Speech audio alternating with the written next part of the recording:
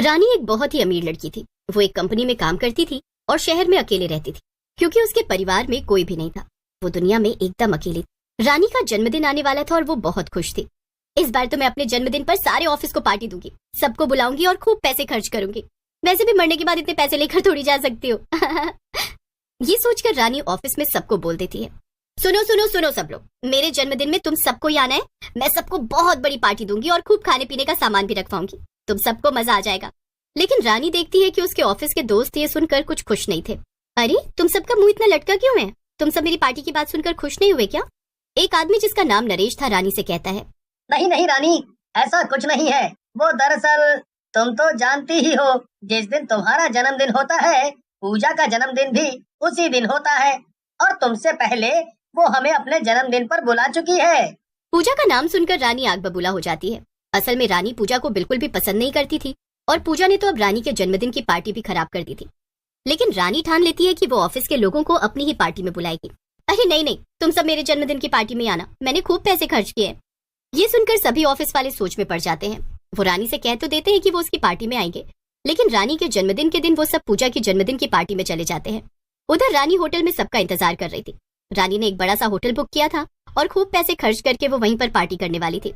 ओफो, कितनी देर हो गई, अभी तक कोई आया क्यों नहीं? कितनी तैयारियां करके बैठी हूँ मैं, जल्दी से ये लोग आए तो मैं पार्टी शुरू करूँ। रानी को बहुत गुस्सा आता है और फिर उसे ऑफिस के लोगों की बात याद आती है। अरे हाँ, आज ही तो उस पूजा का भी जन्मदिन है। कहीं ये सारे ऑफिस वाले वहीं तो नहीं नहीं नहीं, ऐसा नहीं हो सकता है। भला सबके सब वहाँ क्यों चले जाएंगे? रानी सोच में पड़ जाती है और फिर वो ठान लेती है कि अब वो उस पूजा के जन्मदिन की पार्टी में ही जाकर देखेगी कि वहाँ हो क्या रहा है। रानी पूजा के घर पहुँचती है और देखती है कि ऑफिस के सभी लोग वहाँ मौजूद थे और पूजा मजे से अपने जन्मदिन का केक काट रही। रानी को ये देखकर गुस्सा आ जाता है और वो एक कांच का ग्लास नीचे फेंक देती है और सब रानी की तरफ देखने लगते हैं। अरे रानी, तुम यहाँ? पर मैंने तो तुम्हें यहाँ बुलाया भी नहीं था, तो तुम क्यों आई हो? मैं तुम सबको छोड़ूंगी नहीं। तुम लोग मेरे जन्मदिन की पार्टी छोड़कर इसके जन्मदिन पर आए। रानी, मगर हमें तुम्हारी पार्टी में नहीं आना था। तुम हमेशा हमें अपने पैसों का घमंड दिखाती हो बस, जबकि पूजा हमारी अच्छी दोस्त है। रानी को ये सब सुनकर बहुत गुस्सा आता है। ओह, तो अब मैं समझी, तुम सब तो असल में मेरे पैसे से जलते हो। मैंने पार्टी के लिए इतना बड़ा होटल बुक किया और इतना खर्चा किया, वो छोड़कर तुम यहाँ इसके छोटे से घर में पार्टी कर रहे हो। तुम सबको तो मैं देख लूंगी। रानी गुस्से में पूजा के घर से बाहर निकल जाती है और अपने घर में वापस आ जाती है। वो अपने कमरे में जाकर बैठती है। मेरे कितने पैसे बर्बाद हो गए, ये सब उस मनहूस पूजा और ऑफिस वालों की वजह से। नहीं, अब मैं उस ऑफिस में नहीं जाऊंगी जहाँ मेरी इतनी बेइज्जती हुई। लेकिन मैं उन्हें वहाँ भी काम नहीं करने दूंगी। उन सबको ऑफिस से निकलवा दूंगी, चाहे इसके लिए मुझे अपने सारे पैसे क्यों न खर्च करने पड़े। पूजा गुस्से में ये सब सोच ही रही होती है कि उसे दूसरे कमरे से कुछ आवाज सुनाई देती है। ये क्या, मेरे घर में कोई और भी है क्या? ये आवाज कैसी? पूजा दूसरे कमरे में जाकर देखती है तो उसके पैरों तले जमीन खिसक जाती है। वहाँ पर दो चोर खड़े थे।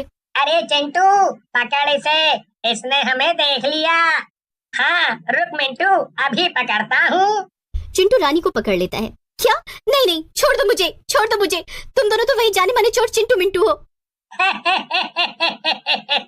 हाँ हाँ, हम वही हैं। तूने तो हमें एक झटके में ही पहचान लिया लड़की।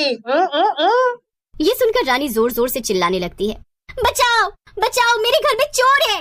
रानी को चिल्लाता हुआ देखकर मिंटू को गुस्सा आ जाता है और वो रानी को डराने के लिए चाकू निकालता है।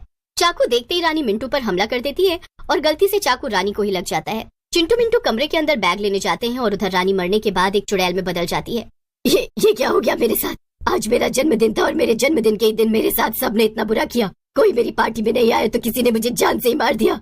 लेकिन अब मैं किसी को नहीं छोड़ूंगी, एक एक को पकड़कर। अच्छा, इतने में दोनों चोर सारा सामान इकट्ठा करके वहाँ वापस पहुँचते हैं और चुड़ैल को देखकर डर जाते हैं। चुड़ैल चिंटू मिंटू को पकड़ लेती है। वाकई में तू तो बड़ा समझदार है। हाँ, मारूंगी तो मैं तुझे जरूर, लेकिन उससे पहले तुम दोनों मेरी मदद करोगे और मेरे साथ चलोगे, समझे? क्या साथ चलेंगे? मगर कहाँ? तुम्हारे पास कोई गाड़ी है? हाँ हाँ, हमारे पास एक ऑटो है। अरे वाह, तो चलो फिर, हमें किसी का जन्मदिन बिगाड़ना है। मिंटू और चिंटू कुछ समझ नहीं पाते, लेकिन उन्हें चुड़ैल को अपने ऑटो में बिठाना पड़ता है क्योंकि उनके पास कोई और रास्ता भी तो नहीं था। देखो, इस पते पर जाना है हमें, जल्दी चलो अब। और जब हम वहाँ पहुँच जाएंगे तो वहाँ जितने भी लोग मौजूद हैं, हम उन सबको खूब परेशान करेंगे। तो चलो फिर। थोड़ी ही देर में मिंटू, चिंटू और चुड़ैल पूजा के घर के बाहर पहुँच जाते हैं। वहाँ अभी भी पार्टी चल रही थी और घर के अंदर से जोर जोर से गानों की आवाजें आ रही थी। चुड़ैल चिंटू मिंटू को लेकर अंदर जाती है। अंदर उसके ऑफिस के सभी लोग नाच रहे थे और खा पी रहे थे। अचानक से चुड़ैल जादू करती है और गाने बजने बंद हो जाते हैं। इसके बाद पार्टी में मौजूद सभी लोग हवा में उड़ने लगते हैं। बचाओ बचाओ, ये क्या हो रहा है? ये हम हवा में अपने आप कैसे उड़ रहे हैं? अपने आप नहीं उड़ रहे हो, मैं उड़ा रही हूँ। अचानक से चुड़ैल सबको जमीन पर गिरा देती है।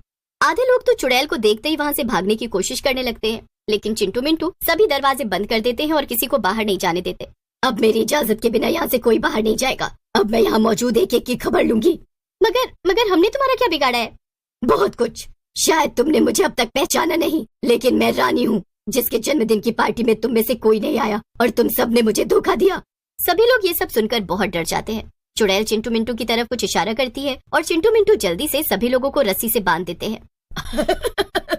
वाह वाह, तुम सबको ऐसे बंधा हुआ देखकर तो मुझे खूब मजा आ रहा है। अब पूजा तू, तेरी पार्टी है ना ये, तो चल अब तू मुझे नाच कर दिखा। चिंटू मिंटू पूजा को खोल देते हैं और चुड़ैल के सामने खड़ा कर देते हैं। चुड़ैल गाना बजा देती है और पूजा नाचने लगती है। ये तुम ठीक नहीं कर रही हो चुड़ैल, मैं तुझे छोड़ूंगी नहीं। चुड़ैल को ये सुनकर गुस्सा आ जाता है। अच्छा ठीक मैं नहीं कर रही, और तूने जो मेरे साथ किया उसका क्या? जब तक मैं तेरी पार्टी पूरी तरह से बर्बाद न कर दूं तब तक मुझे चैन न आएगा। तो तुम सबकी ये पूजा मुझसे ज्यादा पसंद थी ना? अब मैं तुम सबको मार दूंगी, फिर तुम दोबारा कभी इसकी पार्टी में नहीं आ पाओगे। नहीं नहीं, हमें छोड़ दो। इसकी पार्टी में आना तो दूर की बात है, हम तो दोबारा कभी इससे बोलेंगे भी नहीं। हाँ, हमें जाने दो। अच्छा तो फिर ठीक है, तुम सब जल्दी से पार्टी छोड़कर भाग जाओ, और अगर तुम में से किसी ने इस पूजा से दोबारा बात की तो मैं उसे जान से मार दूंगी। सभी लोग पूजा का घर छोड़कर भाग जाते हैं और फिर चुड़ैल भी पूजा को वहीं हवा में लटका हुआ छोड़कर अपने घर वापस आ जाती है। चिंटू मिंटू भी उसके साथ वापस आ जाते हैं। अब मैं क्या करूं? मैंने उस पूजा की पार्टी बर्बाद कर दी, फिर भी मुझे शांति नहीं मिली। लेकिन तभी चिंटू मिंटू चुड़ैल के सामने आ जाते हैं। क्या तुम दोनों अब तक यहाँ से गए नहीं? क्या लाए हो? चिंटू एक छोटा सा केक चुड़ैल को दिखाता है। एक छोटा सा बर्थडे केक। आज तुम्हारा जन्मदिन था ना, अब हम तीनों ही मिलकर तुम्हारा जन्मदिन मना सकते हैं। यही तुम्हारी आखिरी इच्छा थी ना? और वैसे भी जाने अनजाने में हमारी ही वजह से तुम्हारी जान गई थी, इसीलिए ये करना तो हमारा फर्ज था। ये सब देखकर चुड़ैल की आंखों में आंसू आ जाते हैं। तुम दोनों ने ये मेरे लिए किया, शुक्रिया। चुड़ैल केक काटती है और उसे बहुत अच्छा लगता है। अपना जन्मदिन मना लेने की वजह से चुड़ैल की आखिरी इच्छा पूरी हो जाती है और उसकी आत्मा को शांति मिल जाती है। तुम दोनों मेरा सारा पैसा रख सकते हो, तुम्हें दोबारा कभी चोरी करने की जरूरत नहीं पड़ेगी। इतना कहकर चुड़ैल गायब हो जाती है और चिंटू मिंटू को भी दोबारा कभी चोरी करने की जरूरत नहीं पड़ती। वो अच्छे से अपना